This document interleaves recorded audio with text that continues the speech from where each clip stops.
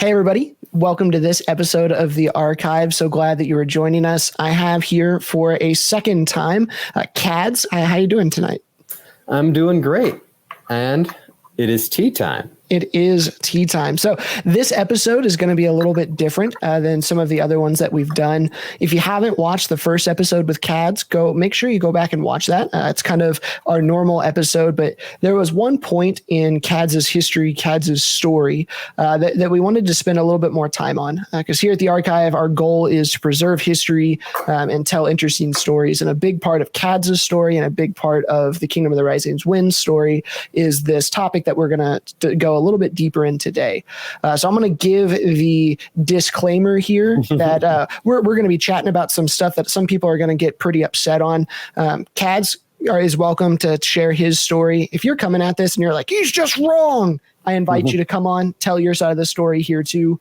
I don't want this to be a one-way conversation. The platform here is open to anybody and everybody who has a story here. So with that said, Kaads, you want to set it up? The tea time we're going to be talking about today? All right. So I'm going to be talking about the Varus incident.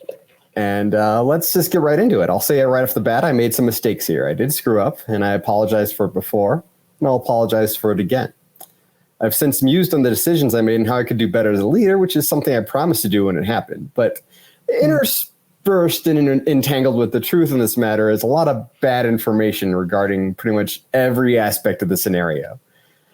Usually when I stick my head out of Polaris, or a rumor that I stuck my head out of Polaris happens, there's a 300 comment thread somewhere about me on the internet. But in these threads, there's usually a lot of people recounting details about this incident that simply aren't true.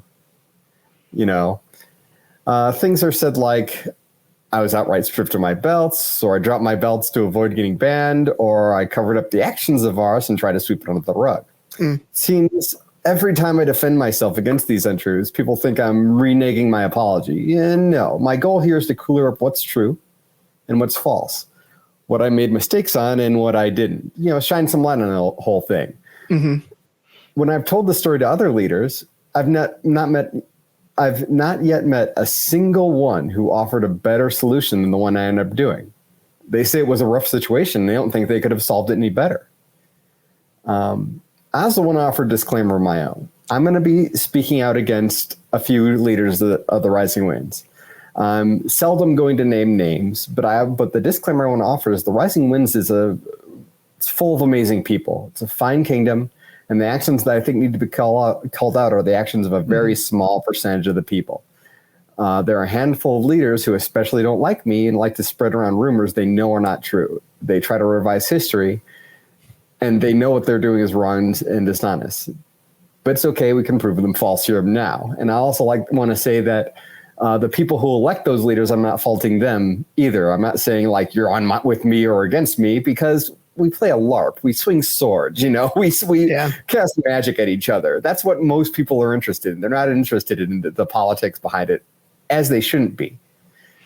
Yeah, and I'll say this beforehand. If there's any time throughout this interview where there's like a victim involved, we're going to keep those names out. But if there are other names that are going to be thrown in here for the listener, these might be names that you recognize. Some of them might not be. The incident that we're talking about is 5 years ago now, maybe even more than that. And so it was 2016 when I was Monarch. Okay. So about 5 years ago. Yeah. So for amp guarders who are relatively new, which is the majority of amp guarders, right? That lifespan, 3 to 5 years, seems to be the average lifespan of players. Some of these events may be new to you. This may be some of the first time you're hearing it. So Kaads, I'll give my overview from the outside looking in perspective of what I remember. And then you can come in and kind of tell me fill in the details, because I wasn't particularly paying that much attention. I had just moved back to the Rising Winds, and I remember this whole thing. I don't remember Varus being king. That was when I was still in college. And so I come back and you're king, and you knighted Varus for reasons in which I'm sure we will get into throughout this. And then in doing so, people got really upset. and there was some stuff came out where you gave your reasonings, and some people didn't like those reasonings, and there was a call to strip any combination of your belts, your awards, or ban you. Yeah. It goes to an all thing. The all thing, you defended yourself. And then at the end of the all thing, the vote was not for you to get banned, not for you to get your belt stripped, and not for you to get your award stripped. But at the end of that all thing, you voluntarily dropped your belts, correct? That is correct. And there's a rumor otherwise, and I'll get into. Yeah, that is all true. There are rumors to the contrary, which we'll get into. So the last thing I'll say before I get into it is I hear a lot of the aforementioned leaders that I leave out a lot of my side of the story, that I perform a lot of mental gymnastics that justify my actions, but they never really get into details of what I'm leaving out or what exactly mental gymnastics. They tend to counter my side by simply being dismissive rather than offering an actual rebuttal. So I will say that I will try to tell as much of the whole truth as I can in the time allotted, but we do really want to keep this in under probably 2 hours. So if I do leave something really important out, let me know, let Godric know. No, I want to be as transparent about this as possible. And we might be able to squeeze up a follow-up show where I can respond. Yeah, we'll see how many comments we get and what some of the perspectives are, for sure. Definitely. All right. Shall I start? Go for it. All right. So in late 2016, I made the decision to run for Monarch. Or it was late 2015, I made the decision to run for Monarch in March of 2016. I started putting the groundwork in, making a plan. The person who I was likely going to run against, Datara, contacted me and said she was glad I was running because her life started to get hectic. She was dropping out. And I related to her because at that time, my life was also going through some changes. I had a girlfriend who moved across the country to be with me. She started meeting people and making a good effort to get to know them in her new kingdom. She was pretty excited because before she moved, she saw pictures of Rising Winds events and saw everyone's garb, which was collectively better than any of the 3 kingdoms she's lived in. Well, after moving, she kind of got disappointed. Like a lot of the pictures that she saw that she got excited about were Polaricans who stopped visiting Rising Winds events around the time she started. So you remember Polaris, the Raiders, they had ridiculously good garb. But the point I want to get across is that she was making a point to meet people, get to know them, swapping stories. And in so doing, she met Varys. Now, Samantha has a superpower. She always says there's something wrong with her face that makes people just unburden their souls on her. In her words, this drug-addled dude felt there was some connection there that didn't exist. So now we get into the reason this is relevant. Varys shared nude pics of another person without that person's permission with Samantha over Facebook. In Samantha's words, this intoxicant scarfing dude sent me nude pics because I'm guessing he's trying to brag. She didn't respond to Varys, and she didn't respond because she was upset and let me know what had happened. In our conversation, we identified who the pictures were of. The pictures were of a mutual friend of my squire at the time, Skiffy, and I. So I informed Skiffy of the situation, and she agreed to talk to our friend about it. Skiffy was far closer to her than I was. I was more of an acquaintance in comparison. Well, it came back that our friend did not want this to get out. She didn't want us to go to the BOD. She didn't want anyone to come forward. She wanted to continue as if it didn't happen. To be quite honest, she didn't want her boyfriend to find out. Skiff and I didn't like it, but we respected her wish. So soon after, Varys was over at my house and using my printer to do awards. This wasn't a usual occurrence. Varys was not a common visitor to my domicile. But at some point during this visit, while I was in the restroom, Varys turned his laptop around to show Samantha more pics of the same girl that were just sent to him at that moment. So it's important to note that Varys knew I wouldn't put up with this, which is why he chose to do it while I was not in the room. I didn't find out about it until after he left. As for Samantha, and I'm quoting her, I want to make it clear that these aren't my words. These are her words, okay? Her words. That girl is dumber than shit for sending him nudes in the first place, continuing to send him nudes after being warned, while being so scared that her boyfriend would find out. And the reason I'm bringing up her words is for 2 reasons. One, I want to really showcase that Samantha, who I'm married to now, by the way, is a completely different person than me. She thinks of situations in different ways. In terms of D&D alignment, she's very likely diametrically opposed to me. Two, I want to emphasize that Samantha had no desire to protect anyone's identity. She wanted to come forward with everything, burn everything down, etc. But then we'll say a well-known former Rising Winds politician literally begged her not to come forward because the boyfriend was mentally unstable. So what we have here is a situation where no one's coming forward for whatever reason. It's a powder keg. It's just a matter of time before something happens, before, the other shoe drops. Now, Samantha did eventually come forward, and I kind of got blamed for it, which is honestly pretty sexist if you think about it. The assumption that Samantha was some sort of an extension of me. But anyway, let's get into what I should have done at this point. This is the first big decision I should have made. I should have just pulled out of the race for Monarch, citing personal reasons, and that's it. I had no business running for office of Monarch, knowing what I knew. However, and this is a weakness of mine, once I set myself on something, stopping and giving up on the prospect tends to not come to me. I'd already put a lot of work and emotional capital into running for Monarch. I'd already taken time off work, done months of groundwork, and made some semblance of a rain schedule. And that's just something I do. Like, planning ahead is 90% of everything I do. I'm not going to war credit or auto credit an event unless I know at least a year in advance.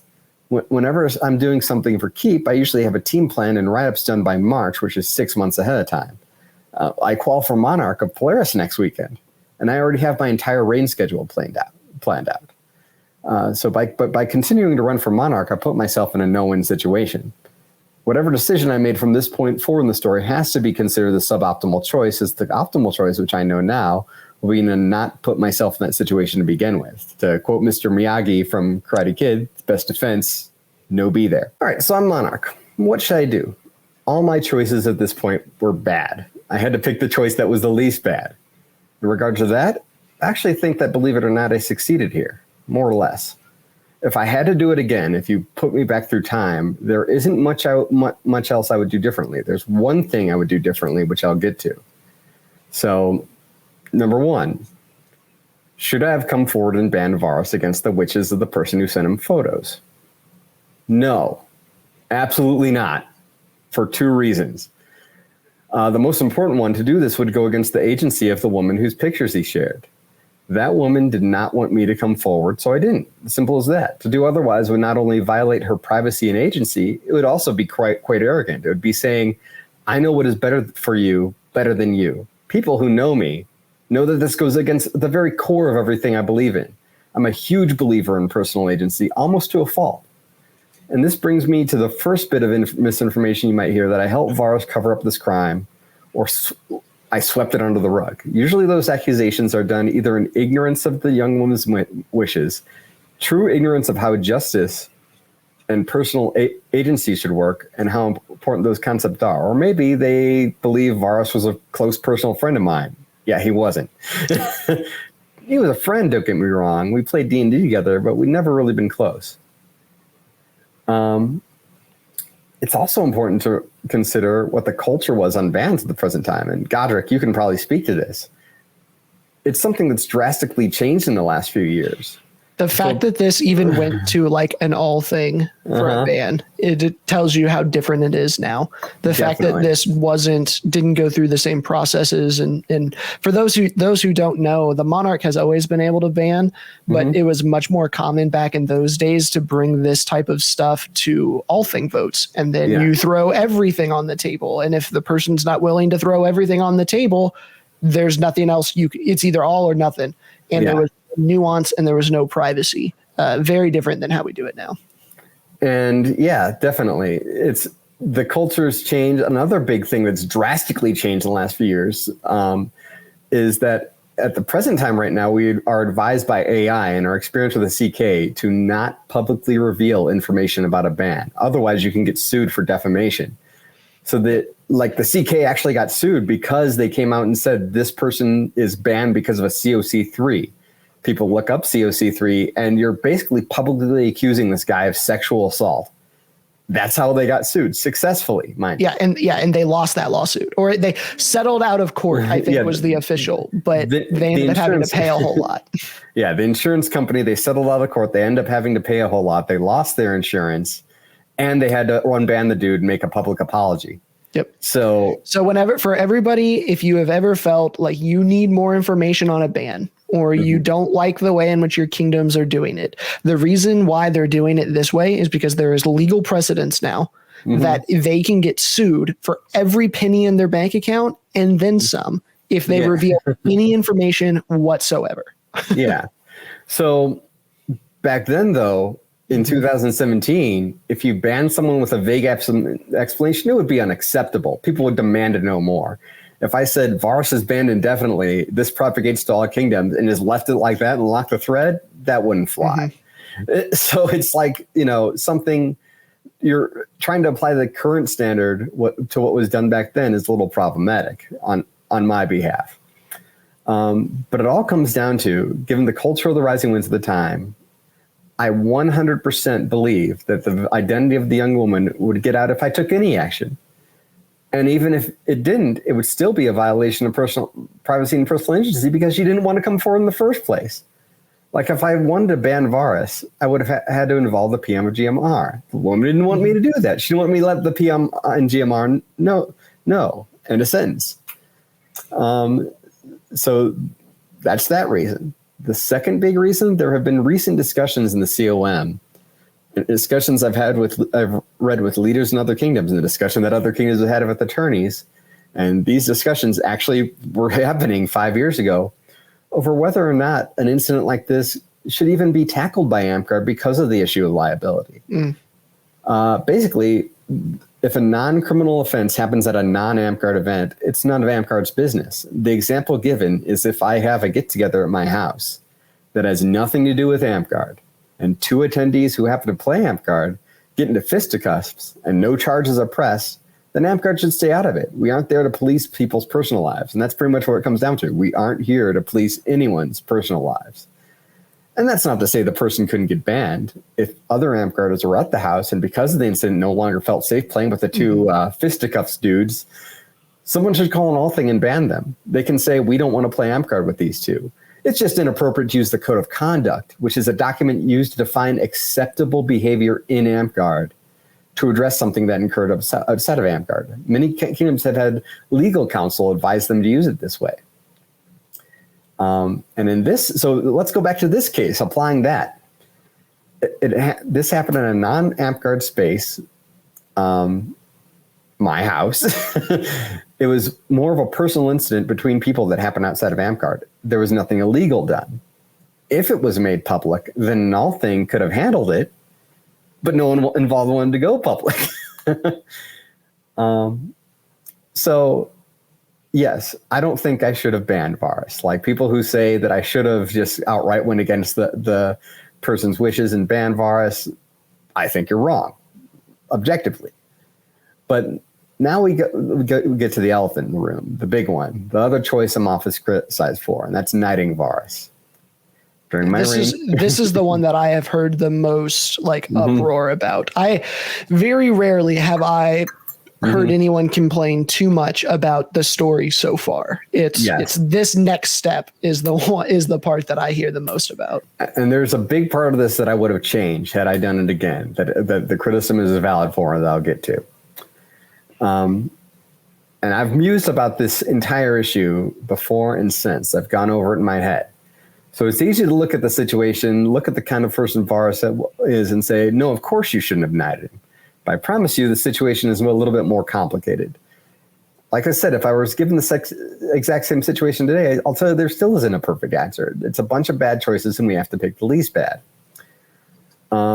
So one reason I ultimately knighted him, he did pass a COK vote. And I already said that if I were monarch, I was planning on knighting him. I felt if I went back on that, the young woman's identity would be revealed one way or another. I wouldn't be respecting her wishes that she didn't want anyone to know. But there's a really important point I want to make regarding that is not to be underestimated. When he was finally brought to the BOD and Varus was banned, I had a couple knights who were personal friends of mine message me and ask, who did he share pictures of? I told them I couldn't tell them. It's a private BOD thing. Back then, the monarch was on the BOD, so I was on the BOD. So they found out, despite me not telling them, within the hour, because another knight who knew was leaking information in an effort to hasten Varus's ban. And this kind of came from a movement that was really bad a few years ago and still continues today to a lesser extent. And that's the best way to get clout, the best way to get that political capital is to ban a bad guy, get behind banning a bad guy. But I don't want to point fingers at anyone, though, because even if people were spreading that info around, it ultimately didn't matter. Because when Varus was told he was banned, Varus himself publicly revealed who he shared pictures of days later in a post designed to create sympathy. It didn't work. Obviously, no sympathy for Varus. In fact, I'd say Varus's reaction was his biggest mistake. If he had just said, hey, yeah, I screwed up, I was in a bad place, and I'm sorry, that would have gone over a lot better. He'd probably still be a knight. And if I recall, his ban was only a 2-year ban. It's up now. Like it's up now. I think they banned him and then they stripped all his awards. I think is where he's at. Like he could be playing right now if he wanted to. Yeah, but he likely doesn't want to. But the point is, all those concerns I had on the woman's identity being revealed, yeah, they were unfortunately 100% valid concerns. Her identity didn't last a day and it was revealed on multiple fronts. So it brings us back to, should I have knighted him? I must emphasize that if I told Varus I'm not going to knight him because of this, I knew her identity would be revealed one way or another, and I was right. And this, again, would have been a violation of her agency and privacy. Even though it wouldn't have been my fault exactly, and I've had multiple people say, well, when I told them this, well, it wouldn't have been your fault. I know how the rumor mill works. I was a knight. I was one of the most socially, in people of the Rising Winds. I know how everything works and how everyone talks to each other. I knew that my actions would have indirectly violated that agency and privacy. And to quote the MCU Spider-Man, if bad things happen and you could have done something to stop them, they happen because of you. So furthermore, she didn't ask me to go to the Circle of Knights, so I'm not going without her consent. I'd also talked this over with my squire Skiffy, one of the only other people who knew about this. I have a record of that conversation that I will give to anyone who's interested. But to summarize the conversation, the most important part of the conversation, I brought up this concern with her. Should I knight Varus regardless of this incident? She said she didn't personally like Varus and gave a few reasons why. But if he already passed his vote, if the whole incident with the picture sharing was the only thing holding me back, she suggested I knight him. The reason is because the woman in question had forgiven Varus, and they continued to work closely on several projects. They were good friends before this and a little bit after this. I'm not sure about now. Skiffy couldn't, in good conscience, hold something against someone who was forgiven by the person they wronged. And that all makes sense. I'm not wronging Skiffy here or trying to put the blame on her. I'm just saying I didn't make the decision alone. And I ultimately decided to knight him for 4 reasons. Number 1, the reasons I shared in the conversation with Skiffy. The young woman had forgiven Varus and continued to work closely with him. I made double and triple sure of this. Number 2, this is a big one too. You can unnight someone. You can strip a belt. You cannot unreveal a secret. Once a plate is broken, you can't unbreak it no matter how much you apologize. In my eyes, the violation of privacy and trust was a far greater sin as it could not be undone. Number 3, Varus was already a knight, actually. He had been for years at this point. This wasn't his first belt. It was his second belt. Traditionally, belts beyond the first weren't as heavily celebrated. And they still aren't. Yeah. So that weighed into my decision appropriately. I wasn't doing something huge like making a non-knight and taking a non-knight and making them a knight. And number 4, I personally observed that Varus was going hard for his crown belt. He was running for office after office, and I suspected knighting him would make him retire. And that last one is the big one. That's the reason most cited in the accusations attacking my character. Kaads knighted Varus to make him go away. And that's a valid complaint. Even though it wasn't my primary reason, it was an inappropriate reason nonetheless. I shouldn't have announced it as a reason or even thought of it as a valid reason. It's a pretty dumb and shameful thing for me to do. And I guess I just wanted to appear clever. So yeah, that's something I'm honestly ashamed of, something I apologize for, and something I work a lot this day to make up for, and something I will continue to apologize for in the future. Believe it or not, a lot of people looked up to Varus. He had underbelts. They had underbelts. What I said hurt them all, and it was one of the big reasons I dropped my belts. So now we'll get into me dropping my belts. Do you have any questions about this so far? Nope, not so far. The reasoning, I can see where you got to where you got.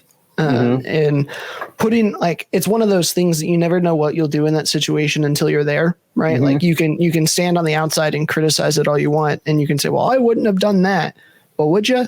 You know what I mean? Like it's really difficult to be able to see and think clearly about the things when you have all the information and weren't living it day by day.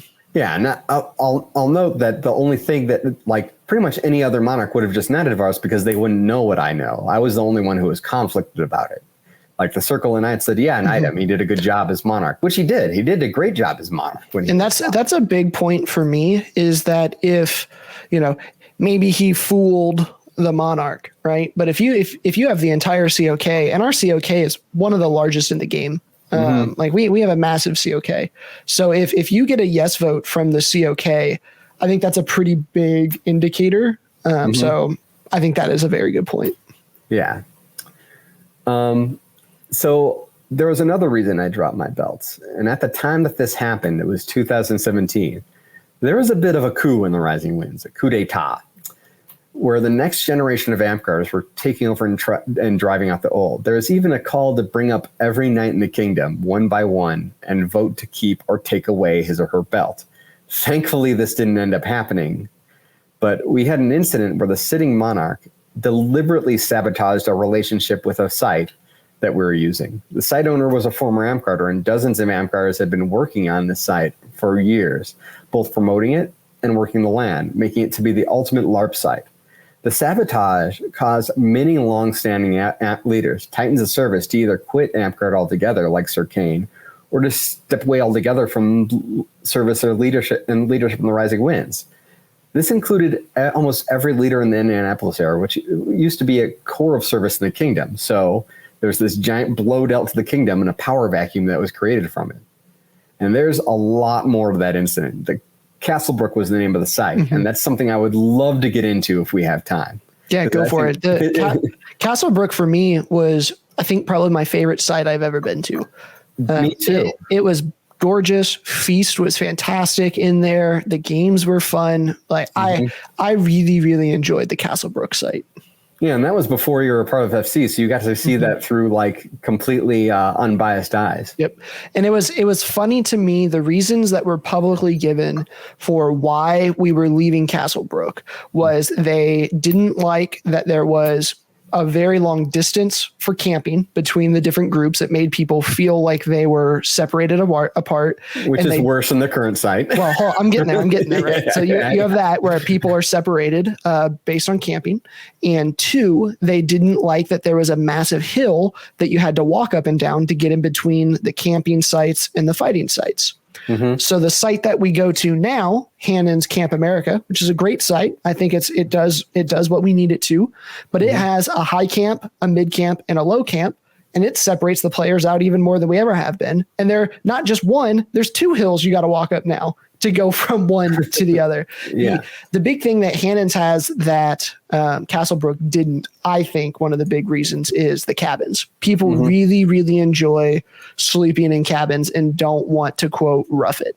And I think that was one of the big factors also. And Polaris recently, not that recently, it was MAME 2019, but since that was the last MAME before COVID, somewhat recently had an event that was just like that. They had the field area, and then they had this cabin area and this cabin area, and then the camping area. And I thought, oh crap, that's going to split the kingdom because this reminds me a lot of Cannons. No, it didn't actually. During Feast, one of the camps said, we're having a party over in our area, and everybody on the campsite met at one of the cabin areas. It was really cool, and it was really celebratory. It wasn't just that fighting company. So yeah, I think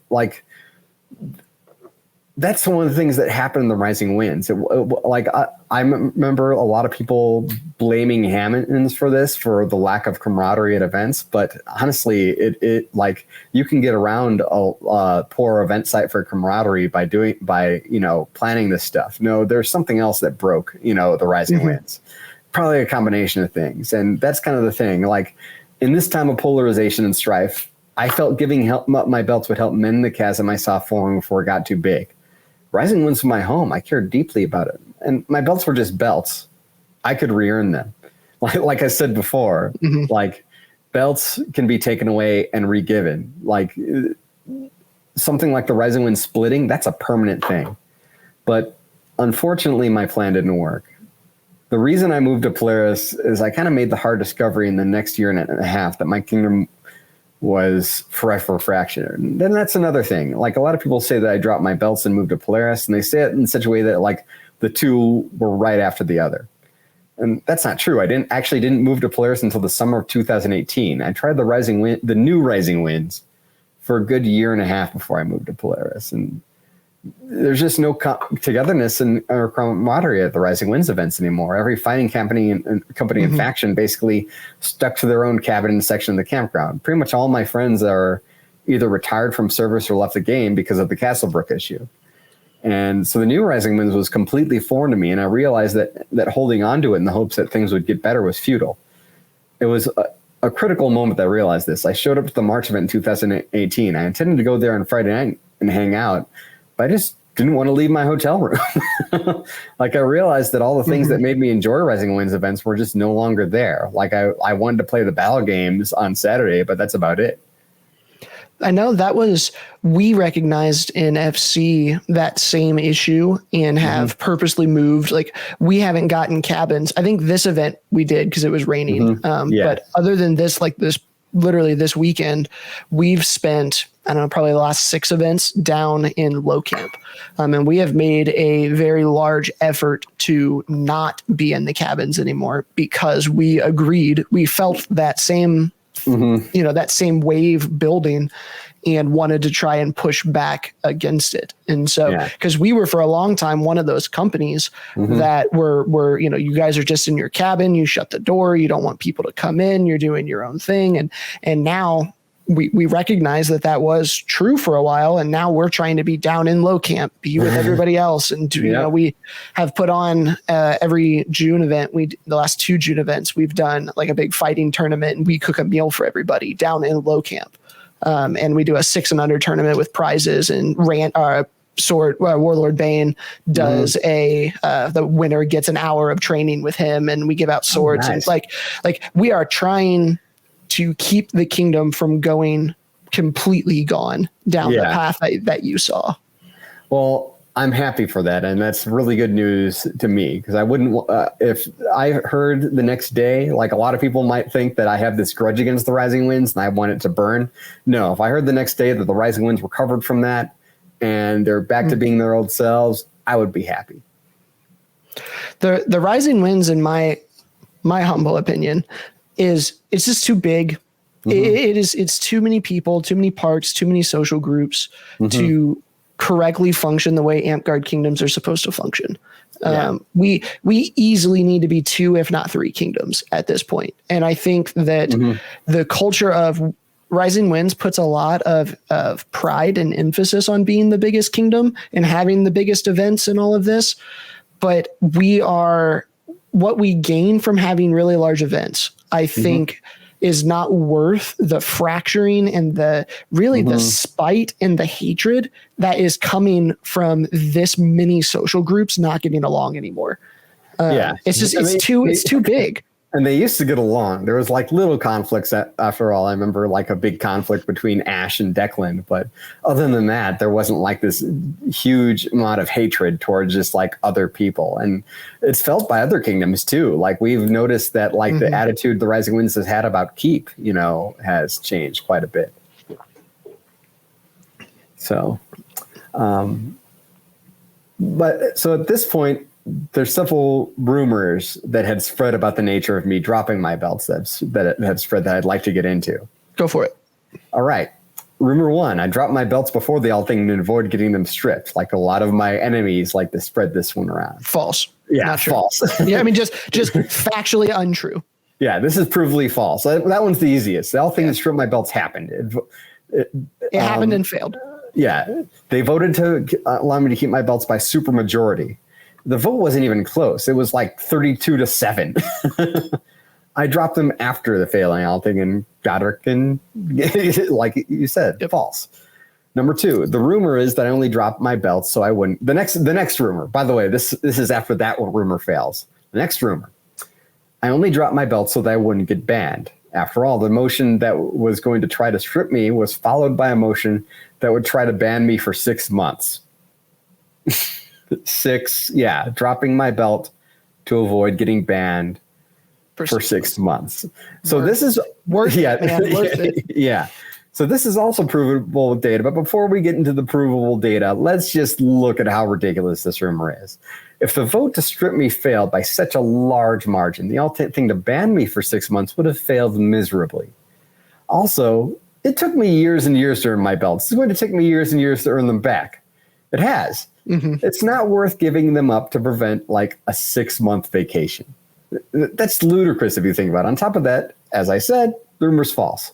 Right before I asked for the floor that I intended to drop my belts, Rickus, the person who had the motion, who issued the motion to ban me, dropped his motion. He stated afterwards that it wouldn't make sense to ban a knight without stripping them first. It doesn't make sense to say, we want you to act as a role model for our kingdom, but we don't want you to show up and play because you're an asshole.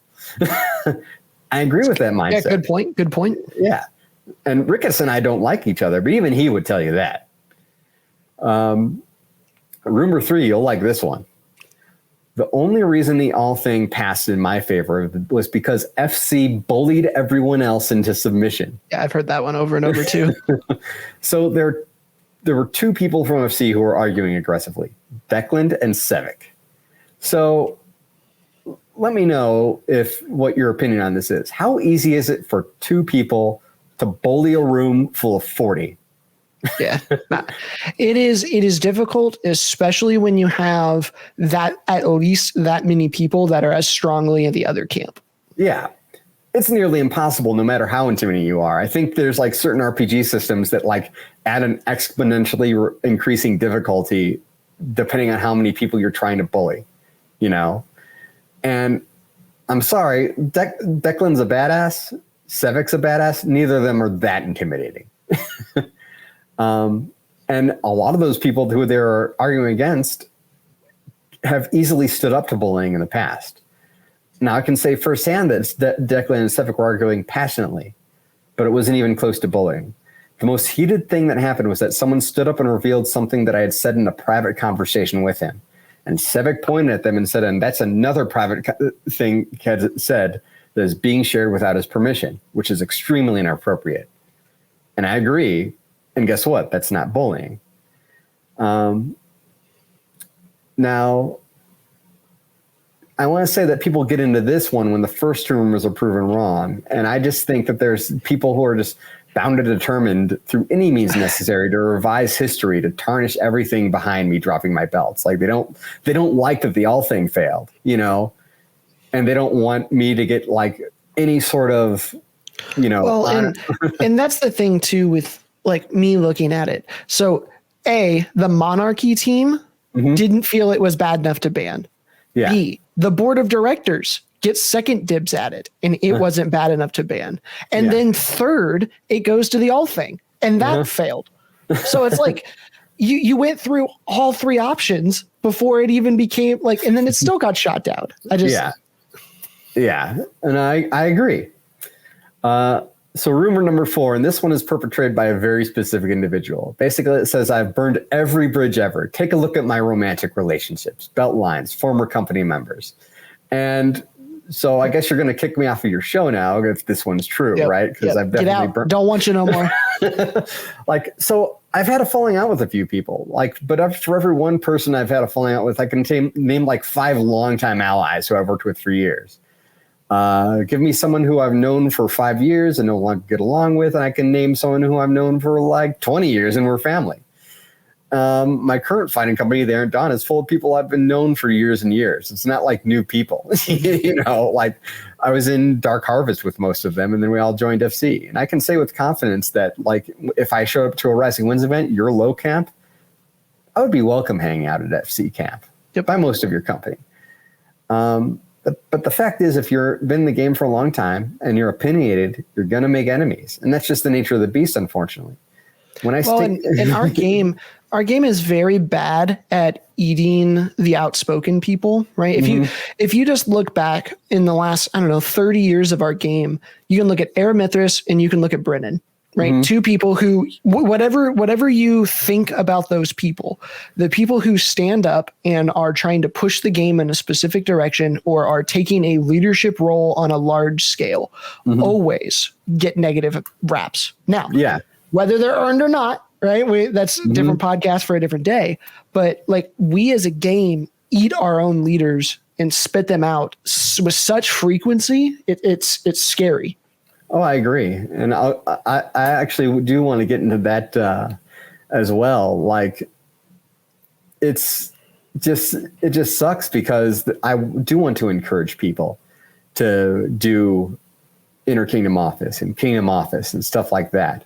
But I know a lot of good leaders, really good leaders who are good leaders in their life, like they're managers, you know, and to large corporations, they actually make money. People pay them money to manage teams, to do this, and they say, "I don't want to get involved in Amtgard politics at all because it's toxic."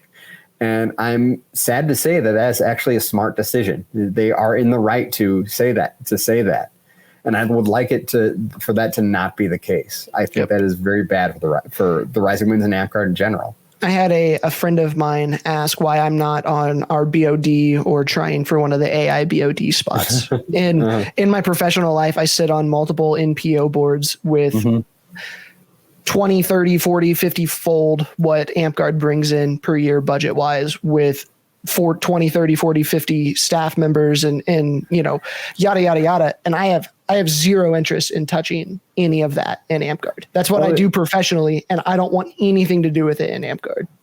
Oh, yeah. And a personal story of my own that relates to that. So when I first started as Senator of the Rising Winds, I did have my agenda, my personal agenda of what I wanted to do. And I was transparent about this. Like I want the XCOM to have turn limits, which I'm finally getting around to pushing. And now that's actually being welcomed, it looks like, by the XCOM and the COM.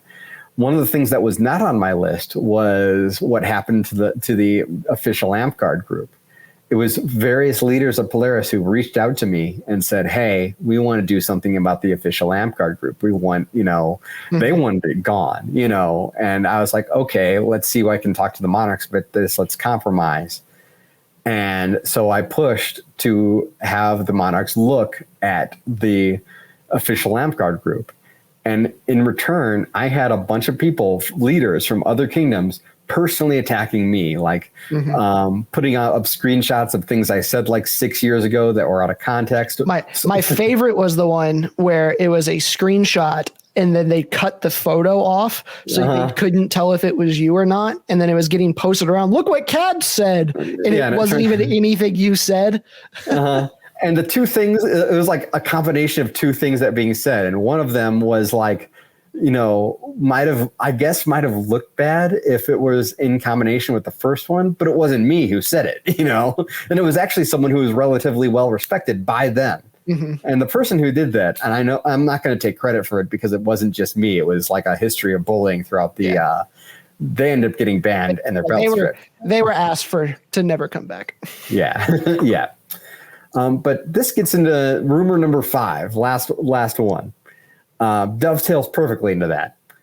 And that was, I was a big scourge on the Rising Winds for almost a decade. A big missing stare, a term I've seen used as raging asshole. And they really tried to get rid of me for a long time. So first of all, this is also, believe it or not, objectively and provably false with data. But before I get into that, I'd really like to open that I do take great offense to the term of missing stare. Not just because it's being used to insult me. I mean, I find that offensive as well, but mainly because a missing stare is someone who's legitimately harmful. Like it's someone who grooms and abuses women or children that everyone knows about, but no one can prove. And they can't get rid of them by legitimate means, so they just warn people about them. A missing stare is like, don't go near that camp at night. Don't accept a beverage from that dude. Or don't let that person talk to your underage children, and they'll try. I've been called a missing stare for ideological differences, which is both unfair to me and to people who were affected by legitimate missing stairs in the past. Like, there are actual missing stairs, former missing stairs in AppGuard. I don't know of any current ones that have assaulted and abused their partners and have legitimately harmed people. And I think calling someone a missing stair because you disagree with their morals or ideology is a slap in the face to anyone who has been actually abused or assaulted by a real missing stair. But with that said, let's prove the rumor wrong with data. So in 2015, the Circle and X voted on me for Knight of the Flame. It was my second belt. And I passed my vote. And Godric, do you want to guess what the ratio of votes were? Like how many voted for and how many voted against? I would say 80% yes. It was unanimous. I didn't know that Flame was your second. I thought Flame was your first. No, Crown was my first. Okay. But I passed it unanimously. Now, you know the Rising Wind Circle of Knights. It spans many states, many different fighting companies, and they often heatedly disagree on fundamental topics. So passing a vote unanimously was both huge and almost impossible. I didn't pass unanimously. I don't think any. That's not true. We've had a couple that have passed unanimously in recent recent votes, but it's been when we have like 6 people voting. Like when we have the full 20 or 25 voting, it's never unanimous. Yeah, and this was a full circle voting. It was an in-person meeting, but yeah. But another example is that when I ran for Monarch in 2016, I won by damn near triple digits. The other candidate that I ran against was an amazing person, but he was inexperienced. It was something like 93-7. And those sort of numbers were unheard of at the time. When my then girlfriend, now wife, went to my first event with me, she saw dozens and dozens of people approach me, ask questions, or brag to me about their accomplishments at the event. In her words, she didn't realize that I was, in her words, a 5-star celebrity in my kingdom. Now, I've been around a while. I've seen probably a dozen cases where a popular dude gets banned from their home kingdom. In every single case when that person is brought up to be banned, or when they're even temporarily banned pending investigation, there's a flood of cases by multiple victims that came forward and showed that this person is in fact terrible. They've been making victims for years, and none of them wanted to come forward because they feared retaliation. And in the moment that they can come forward because they don't fear retaliation, there's a flood. No such event happened when my ban was brought up. And believe me, they've looked. They've been looked really hard. I can show you many a 300 comment thread, as I said before, but the same group of people over and over have been trying to find a reason to ban me for years. They blatantly admit they've been looking for a reason to ban me. They've been digging for dirt for years, and they haven't come up with squat. So this narrative that was a constant scourge of the Rising Winds, a raging asshole. And Godric, you know me, I have my flaws, but anger isn't one of them. Very true. You might, I would say asshole, maybe. Raging asshole's probably a little much. I'm just kidding. So the rumor was manufactured, and recently so. In my opinion, it's used by Rising Wind leaders today. Certain Rising Winds leaders, not all of them. You're a Rising Winds leader. You don't do this. To justify the injustice and attempted sabotage that he committed and still try to commit. And when they're asked why, they don't say anything new other than the outright false statements I've previously mentioned.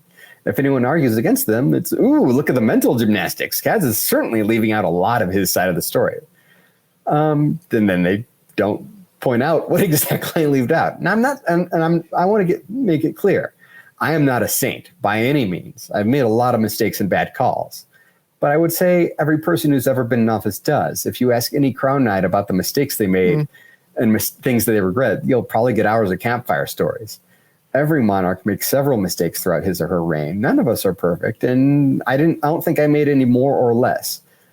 Most importantly, none of my mistakes have been damnable or deserving of this level of history revision. And well, and I think something that people need to realize for everybody, there are plenty of reasons out there for you not to like me. There are a lot of the actions that I have done and the things that I have said. If you don't like me, there are legitimate reasons for you not to like me. That's completely fine. Yeah. You don't got to make them up. Yeah. You know what I mean? So and I will wager that it's the same thing with everybody. There are legitimate reasons out there for you not to like Kaads, right? You don't have to make stuff up. Like if it's going to be that way with every leader, right? Every leader has done stuff that they regret, that they wish they could take back. And those are the things, factual things that you can dislike them for. You don't got to dig and make stuff up. They've got legit stuff. Like lean on that, not the made up stuff. When it comes to ideological differences, most people lean one of two ways, either security or freedom. And like, I'm not going to quote the Ben Franklin quote because that's actually misquoted a lot. Like I don't get into that, but some people lean towards security. We want to have, we want empowered leaders who can ban people for any reason whatsoever, because it makes our game safer. And I wholeheartedly and fundamentally disagree with that. I move very strongly into the freedom sense. I think if someone gets banned, it has to be provable. I think if that person gets banned, then the reasons they are banned need to be brought to them, and they need to be given a good path to defend themselves. I've seen a lot of people getting banned who aren't given any reason, and I think that's a slap in the face to justice. And some people disagree with me, and they don't like me because I'm very outspoken against that, among other things. And like you said, if you don't like me for that, that's fine. You don't got to make up reasons for me to not like me. Yeah, for sure. There are so many opinions that all of us who have been in AmpGuard for as long as I have, and I've been in it 10 years, you've been in it 25, right? There are enough opinions out there that you can disagree on, that you can think are, we're stupid over opinion A, B, C, right? You don't gotta make stuff up. Just look into this stuff, and then if you don't like it, cool. But you don't got to make stuff up. Yeah, especially some of the things that they are saying about me. Like just about every decision I made throughout this point, I didn't make alone. I consulted somebody else, and they actually pushed me to make some of the decisions. I'm like, okay, what's the best thing here? And I took their advice. And some of the people who, I did that with are now celebrated as Knights in the Rising Winds. So, well, and that's to put a positive spin on this. If you're watching this and you're trying to think of what leadership traits or characteristics can I pull from this if I want to be a better leader in my kingdom or my game, grab the opinions of a lot of people and make sure that you grab opinions of people that you don't necessarily agree with and people who maybe don't necessarily like you. I think that so often we think that we are right and we don't listen. We don't take the opportunity to learn from other people or even get the chance to think that we're wrong. And so you need to surround yourself with intelligent people whose opinion you respect, but you also need to surround yourself with intelligent people whose opinion you respect that disagree with you. Definitely. And even if you don't follow through with it, you got to get the opinions. If you're a leader in our game and you send something out to your friend group or your support group, whatever it is, and they are all unanimously agreeing with you, your support group is probably not big enough, in my opinion. Oh yeah, like I have several friends who, like, I'll do a shout out to him, Sir Magnus Heartseeker of Polaris. He's one of my good friends. I pretty much talked to him about like everything AmpGuard. He and I heatedly disagree about a lot of stuff. But you know what? Afterwards, we're still friends. Me and Sir Tristan, the current monarch of the Burning Lands. He and I heatedly disagree over certain things. Like we've had multiple arguments about opening Paladin and anti-Paladin. He doesn't think we should. I think we should. And do you know what? We're still friends at the end of the day. So if you can't be friends with someone you ideologically disagree with, I think you really got to look in the mirror. I think that you're an ideologue at that point, and that's not really a good thing to be. Well, and if you ever get to a topic and no matter what anybody says, you're not willing to to at least listen to change your stance on something, I think you're setting yourself up for failure.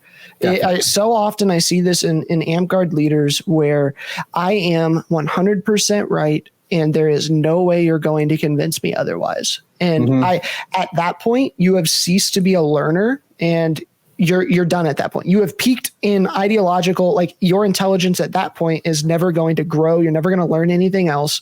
You have to be able to at least understand the possibility that you could be wrong. Definitely. And if you're approaching a situation with, I am 100% right on this, no matter what, I think you're setting yourself up to fail, and you're setting yourself up to become that next person that Amtgard eats. And you're going to quit the game being all, jaded because the next generation of Amtgarders, like you got to be able to learn, and you got to be able to listen to people whose opinion you don't agree with. Yeah. And the above story, the previous story that I said, I have not yet to met a single person who has listened to that and said like, well, this is what I would have done. Matter of fact, they've always said, wow, that was a really ridiculous situation. I don't know if I could have even handled it any better. And, but if you have a solution, that you think would be better, that would be better, feel free to reach out to me or Godric. We both love to hear it, Throw it in the comments. Yeah. Throw it in the comments. Yeah, that's for sure. It is very, like I said earlier, it's very easy to point the finger when you're not in the situation. And it's very easy to point the finger under the current structure that we have now and say, well, of course their structure must have been the same. Yeah. But you got to understand it wasn't always like that. And so working with the hand that you're dealt back in the time in which you were there, I think most leaders would be hard pressed to come up with a better option. They might say, well, I would have worded it differently, or I would have done this little minute thing differently, but the overall solution probably would be pretty similar. Yeah. And definitely, like I said, me saying like I knighted Varus because I thought that he was chasing this and it would make him go away. That was completely inappropriate. And I shouldn't have done that. And I shouldn't have even considered it a reason. And that's one of the things that I respect about you for this is looking back on this situation. You are saying, look, here are the things that I have done wrong. Here are the things that I think I have done right. But you have said very openly in this show that there are things that you would go back and do differently. And I think that if you're watching this and you're trying to pick up, again, key leadership fundamentals, looking back and admitting the areas where you are not the best at and where you have fault at will make you a better leader in the future. And I think Kaads is a great example of that because you're getting knighted again soon, correct? Not scheduled it, but I have passed my vote. Yeah. I don't want to speak to that because that's up to the next monarch. I gotcha. It's kind of the thing where I'm running for monarch. I'm going to be the next monarch. So the next monarch. Next monarch. I can't knight myself. But the COK vote has been passed, right? Yes. And so by admitting when you were wrong, and it took you what, 2017 to now? To work your way back up. But I bet you looking back on it, you would say that you're a better leader now than you were last time you were king, right? Oh, definitely. Yes. I have been through hell and back, I would say. And I'll say whatever doesn't kill you makes you stronger. So thank you, Rising Winds, for the strength you have given me. I am a sucker in all types of media for redemption arcs and redemption stories. And right, wrong, and different, whether people like you or not, I think that it is a really cool story. It is a very cool redemption arc. The drop of the belts through all of the hate, whether people think it's deserved or not, to go to another kingdom and re-earn this stuff. I think that is a cool story. And for a while, like for years, I after thinking about it, like I thought, like, one of the reasons that I dropped my belts was to try to repair the Rising Winds, and that failed. So I kind of regret dropping my belts. I really no longer do. And the reason is because the journey that it took me on, I think I turned out, I think I'm a better leader from it. I think I'm a better person from it. I think I came out ahead. I enjoy Polaris better. I honestly think that, and so this is a shout out to Polaris. You ever see the movie Vanilla Sky? Nope. So Vanilla Sky, and I'll spoil it for you. It's a Tom Cruise movie based on a book where, like, you see in the beginning his life is going to shit, and then all of a sudden, for no reason in the movie, his life just starts turning around and getting better. And then you find out at the end of the movie that he was that he signed up for this program that he would be put into this perpetual dream state.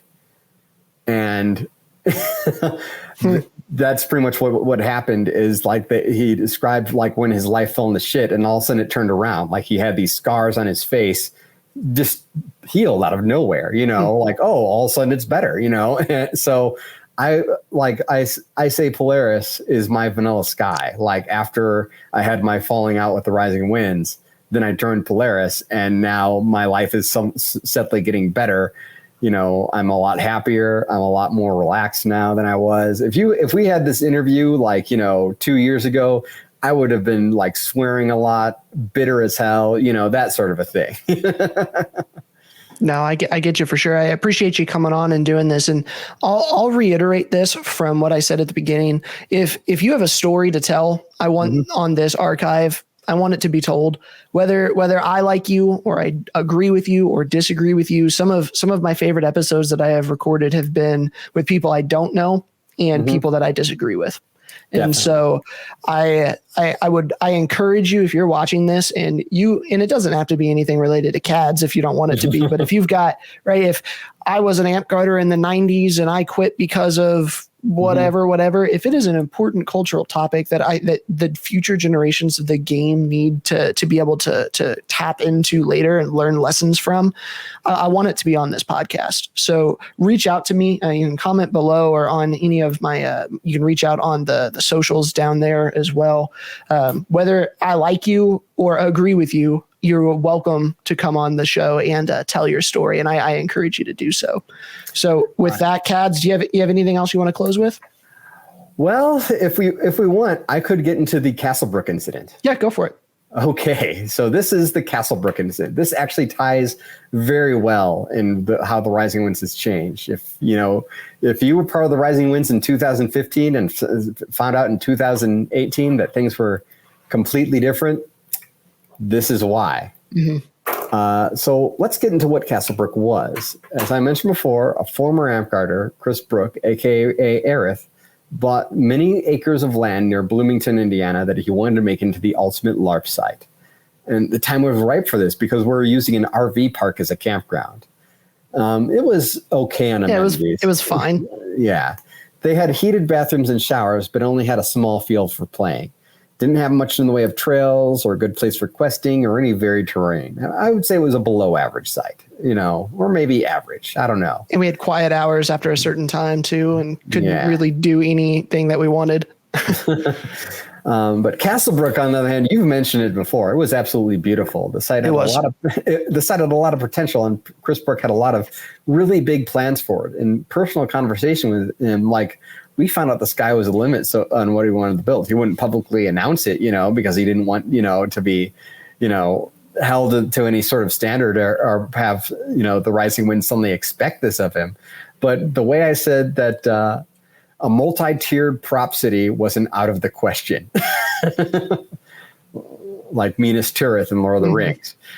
So there was a lot of excitement and pushing from a lot of folks in Indiana. This site wasn't just going to take us to the next level, but many levels beyond that. The Rising Winds was in for a big treat. And the hype for this was going on for years. We were scheduling work days where people would come out, clear a section of land, and the company would have that spot as a permanent reserve campground. Yep. And it's important to note here that this was open. Like if your fighting company wanted to show up and spend a weekend clearing out that spot, that spot was going to be yours until you didn't want it anymore. So this wasn't just FC, right? There were other companies doing this. And I will say I was a part of this before. I was not in FC when any of this was going on, right? So people might look and go, oh, I remember FC did. Like my opinion on this was wasn't even in FC for another year or two before this. Yeah, so, you probably weren't even interested in FC at the time. I was interested, but I wasn't anywhere near it wasn't an achievable goal at that point. Gotcha. Okay, we held an event, Guild Wars, there, which was really successful and had a lot of hype around it. Like a lot of people loved it. A lot of people were looking forward to Guild Wars too. So when I say sabotage, I'm not exaggerating. At the time, the situation was that there was a site liaison for Castlebrook, and that person was Declan. He was the one who communicated back and forth between Chris Brook, the owner of Castlebrook, on a permanent basis. This is mainly due to the fact that the Monarch has a high degree of turnover, so having a different person talk to Chris Brook every 6 months would have been problematic. And this isn't unusual throughout AmCard. A site liaison is used for a lot for this very reason, from a lot of kingdoms. So the Monarch after me, Amdare, decided he was going to do it himself. He was going to do site liaison himself. And that's definitely one of the weaknesses of Amdare. He wasn't a good delegator. So this is just par for the course. He told Chris Brook that, okay, this is important. This is what he told Chris Brook. I plan to be Monarch for a full year. I'm going to run for 2 terms, and I want to use Castlebrook for every event that I run. I like the site, but we need a few things. So then they had a long negotiation about including amenities. Heated showers, paved roads, that sort of thing. Amdare made it very clear that he didn't want to rent the porta potties. He wanted Chris Brook to rent the porta potties and have it included as part of the gate fee. He wanted Chris Brook to buy a generator and include that cost as part of the gate fee. And the negotiation went back and forth. Some of the demands that Amdare brings up are pretty unreasonable. Paved roads, for example, is one thing that he brought up, and those cost hundreds of thousands of dollars. Now, to Amdare's defense, he might not know they're unreasonable, but these things generally aren't part of a primitive site. We were used to running out part of an RV park, which makes a ton of money because it's an RV park and it can afford that stuff. See, our heated bathrooms and showers were us sponging off of the RV, tenants. And even then, we didn't have paved roads in all of our site at Heartland or whatever it was called. There were still gravel roads that we were camping by. Yeah. And the downside of an RV, of course, is it's an RV park. There's little to no immersion, which was in spades at Castlebrook. Castlebrook was beautiful. But anyway, so Chris Brook eventually comes back and says, okay, I don't make money off of AmCard. When you guys come here, I don't make money. I try to break even or maybe come out like a little bit behind. But putting in all these amenities will cause your gate fee to go up to probably about $15 a person. And Amdare says, yeah, that's completely fine. So over the winter, Aerith starts hiring contractors to put in all the stuff he says. So months later, like around early January, I talked to Amdare, and he tells me out of nowhere that he's having second thoughts about Castlebrook because he's just been trying for weeks to get a hold of Chris, and he just can't. In early January, he's been trying for weeks. So when has he been trying to get a hold of Chris Brook? Oh, he's been trying to get a hold of him through Thanksgiving and Christmas. Yeah, that's not going to happen with any site owner. It was kind of then when I became a bit suspicious of Amdare's intentions. And those suspicions were soon realized as when Amdare did eventually Chris Brook, it was to tell him, yeah, $15 per person is too expensive, and we found another site. Peace. And this was after Chris Brook had put in those amenities for us. And that completely burned our bridge with Chris Brook. I found that out from Chris Brook himself, later on. And that was, I can't emphasize this enough. That was cataclysmic for the Rising Winds, or at least the many knights and titans of service who spent the last few years pouring their blood, their souls, their sweat, their tears on Castlebrook. So if you're wondering why this huge change in leadership and what you would call Rising Winds people in early 2017, this is it. Lots of people just quit service altogether, like I said. Sir Kane quit altogether because of this. And there's a little bit of other information, too, I want to leave out. On the Rising Winds group, there were some very vocal people who didn't like Castlebrook, as you alluded to. And we did have challenges. The parking situation could use some help. Certain dirt roads were hilly and dangerous when it was rainy. We needed to tweak the layout of Feast Hall to fit more people. But the Feast Hall was amazing. It was awesome. It was so cool. Yeah. There was room issues, but nothing that couldn't be solved with some pop-up pavilions. In comparison, the Feast Hall in the Feast Hall in Hannon's is like a dilapidated building with a concrete floor, with a cracked concrete floor. By comparison, the showers didn't have enclosures yet, so they're literally spigots attached to the side of a house. And this was just a few vocal people, mind you. We didn't really survey the populace or get actual data on what site people prefer. And as I do, that a few vocal people can really twist the truth of what the populace thinks. Well, and this was when all of this happened. It was when I first started thinking of an idea that has grown in my mind I wish that we would take and I've said this for a while now, I wish that we would take the event responsibilities off of the Monarch, that we would vote on a separate team that maybe would do 2-year terms rotating.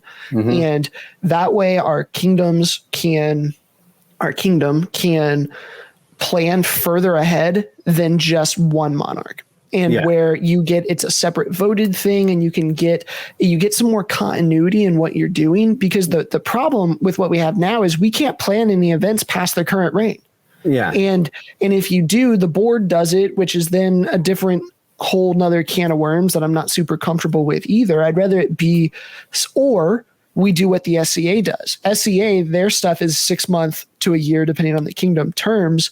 And then when you vote, you're voting on the next crown. Essentially, you're voting on the crown prince. Yeah. And so the prince is the prince for a full reign to learn and do all of. So you have the king for 6 months, and then the prince. And then when the king steps down, the prince becomes the king, and you vote in a new prince. And so you get this continual leadership passing on of knowledge that we just lack in our game. No, I agree. Yeah, that is something that could be tweaked. One thing I will say in Polaris, we kind of have a solution for this, where the next reign's events, you turn bids on them in the previous reign. So there's an issue. The Rising Winds until this past event. Props to Skiffy if you're watching this. Thank you so much for doing this. If you're leading events in the Rising Winds, keep doing this. Please, please, please bid out your events. This is the first one that in my memory, where the Rising Winds has publicly said everyone is open to put bids in for different things. They selected their main crat, and then all of the other sub crats underneath them were open for bids. Yeah. Because in the Rising Winds, there have been, if you want to crat something, how do you do it, right? Because the Monarch gets to pick the crat team, and generally they already have that picked out before their reign. They know, because this guy's close, this is my buddy, they're close to their 8th or their 9th or whatever, and I'm going to give it to them. And they should, right? They don't have much time to be able to plan for it, because they only have their reign. And so if you want to step up and lead a Friday game, how do you do that? Yeah, no kidding. So I love the bid system. I didn't mean to interrupt you with what Polaris is doing, but I think that is the best way to do it. I will double down on what you're saying. So in Polaris, that's not only like a recommended thing, that's a required thing. It's in our corpora that bids for the next, events are due by this time. And as part of the Monarch's responsibility to declare that, get the bids, and then pick one with the Monarchy team. So anyone can make a bid. The bid's open for anything.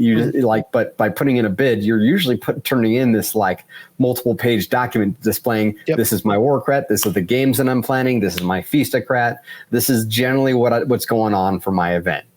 And of course, you're going to pick the best bid. So there is competition for it. And you usually have to have a site too. And that's the one thing, is that Polaris generally isn't married to a specific site. We were using the same site for GAC for a while, but that actually kind of fell through for different reasons. So we're kind of in the Wild West when it comes to sites right now. It's actually kind of exciting, because I like new sites. I think I like the Rising Wind site for the most part. I like Hannon's has some issues when it comes to the verticality of the site, but I really enjoy the fields that we have. I really enjoy the owners. The facilities are nice for those who have it. So I don't think Hannon's is bad by any means. I just think Castlebrook was fantastic, if that makes sense. Castlebrook was the coolest site I've ever been to. Yeah. And let's say, for the sake of argument, that the sabotage didn't happen, that we would have decided that, and let's say we decided that Castlebrook didn't meet our needs. That is a possibility. It's a very distant possibility, because I know that Chris Brook had some pretty big things in store for the land.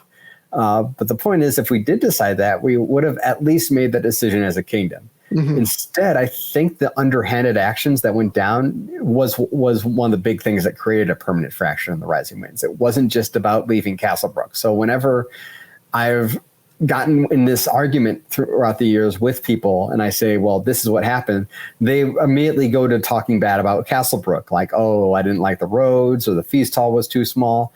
it's not about that. It's about the underhanded action that caused us to lose at Castlebrook, that caused a lot of people to leave.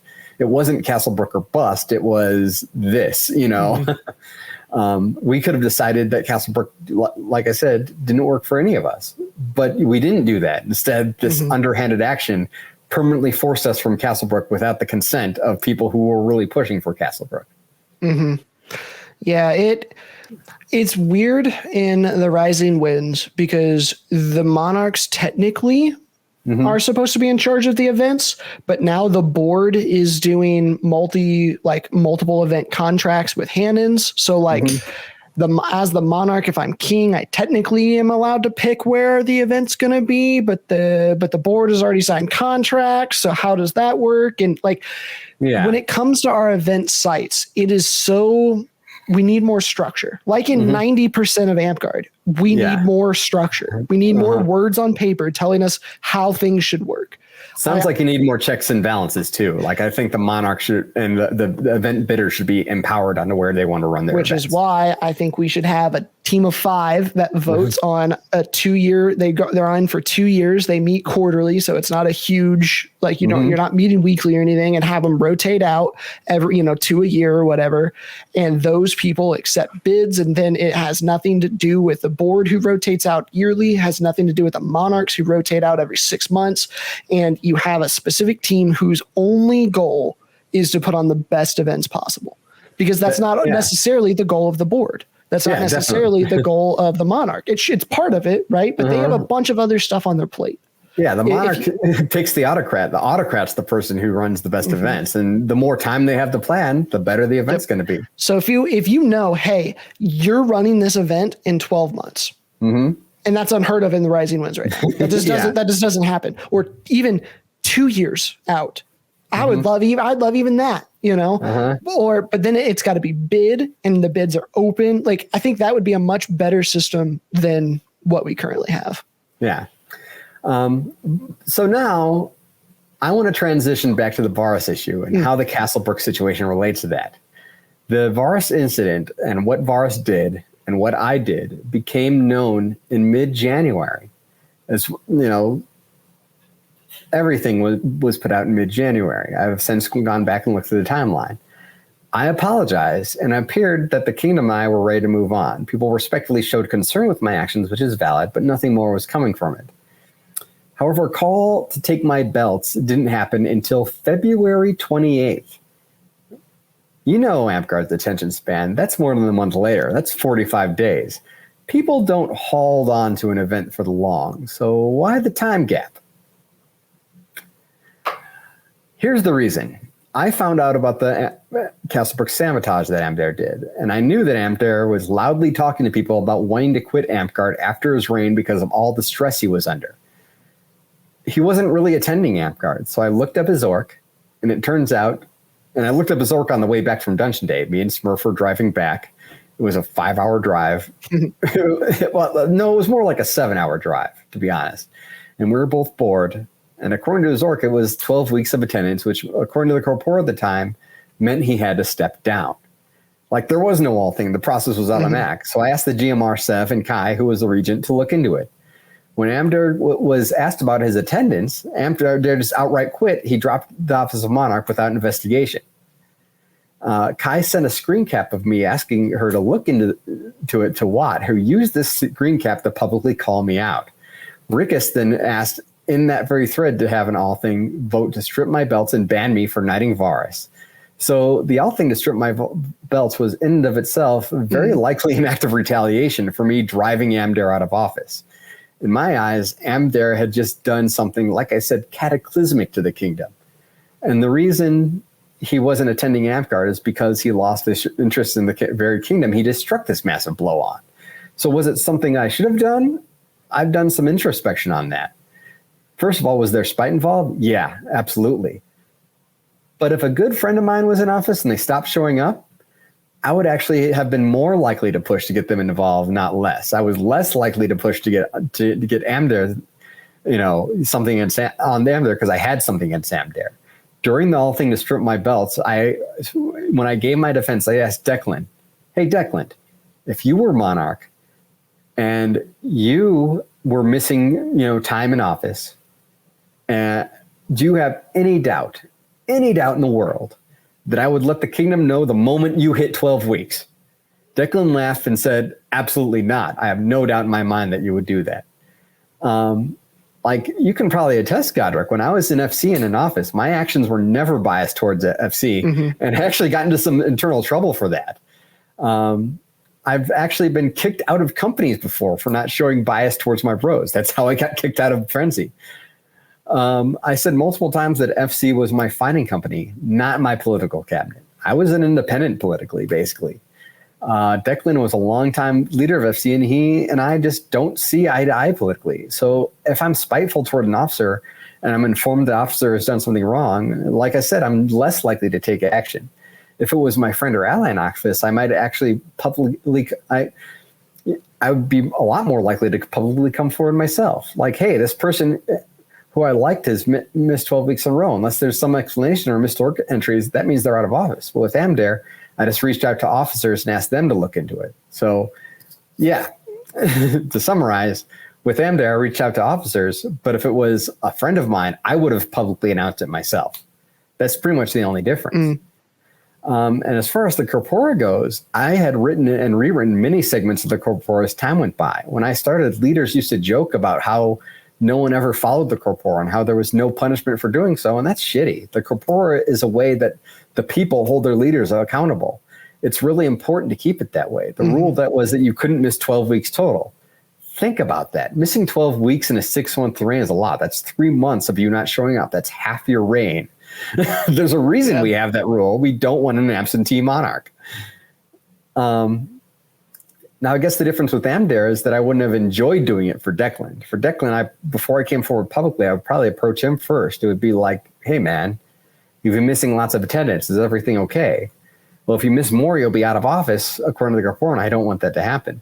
With Amdare, I do think that he really harmed the kingdom. I don't think a lot of people realize how much he harmed the kingdom. And I do think he honestly should be held accountable for that. I'm not holding my breath, A lot of people hold it against me that if I wanted Amdare gone, I should have brought it up into Qualzall thing. The problem with that line of thought, I was reaching out to people to try to preach Amdare. Like one of the people I reached out to was Gemini, and he actually reached out because he actually reached out to me a few weeks prior, wanting to get something against Amdare together because Amdare was apparently pissing off a lot of people in his home park at the time. See, and that's so surprising to me because, again, I was in Kentucky at this point, and Amdare's reign was one of the most fun and invested reigns that I have ever participated in. The role play story that he had and the way in which he was traveling, he was the first monarch that had ever come to my park. Gotcha. And I had so much fun, and I was invested in his reign in a way in which I had never been invested in a kingdom reign before. And then all of a sudden I see the Facebook post. It's like, oh, and then I was, saw all that drama, quote unquote drama unfolding. And it kind of shocked me, because I was like, man, I'm having more fun with this guy's reign than I have any other reign that I've participated in. The way I saw it is that he was 100% into his reign, all ahead full for the first few months, and then things just dropped off in the last few months for whatever reason. But anyway, so I reached out to Gemini, and what Gemini did was share the screen caps of me reaching out to him to literally everyone, dozens of people, many of which who PM me and will say pressured me not to do this, not to come forward about Amdare. So it's I tried going through the motions, getting him removed by alt, and y'all told me not to do that.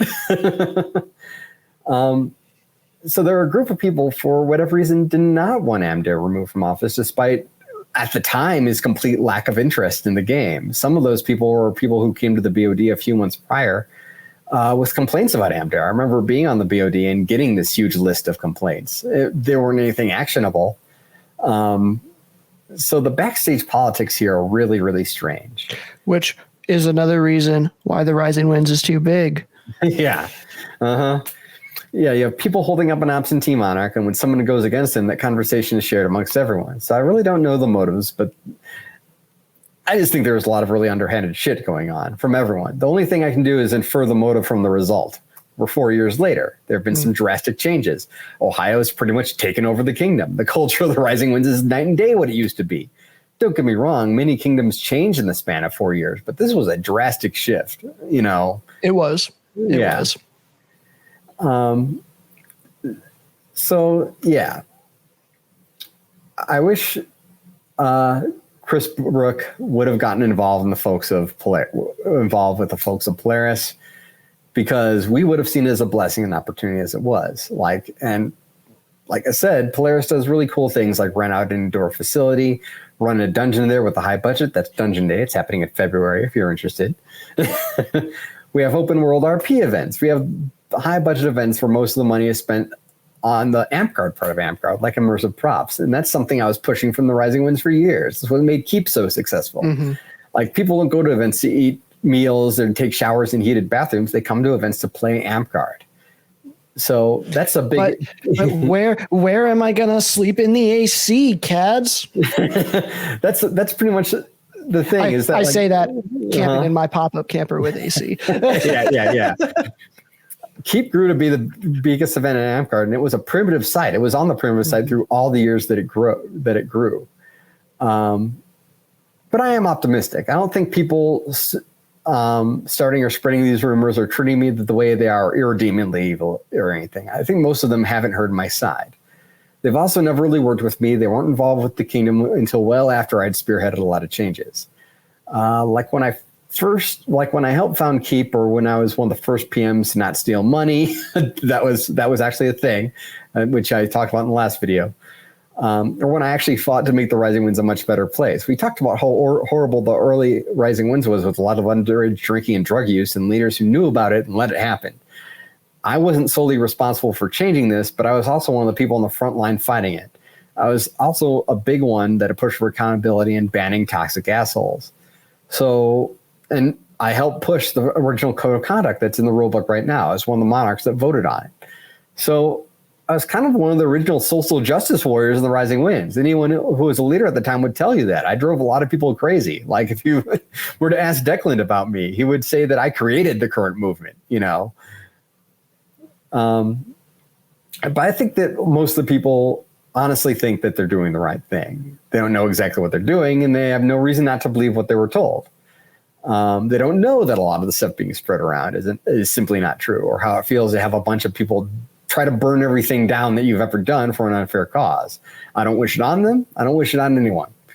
So maybe sometime in the distant future we can bury the hatchet and put this all behind us.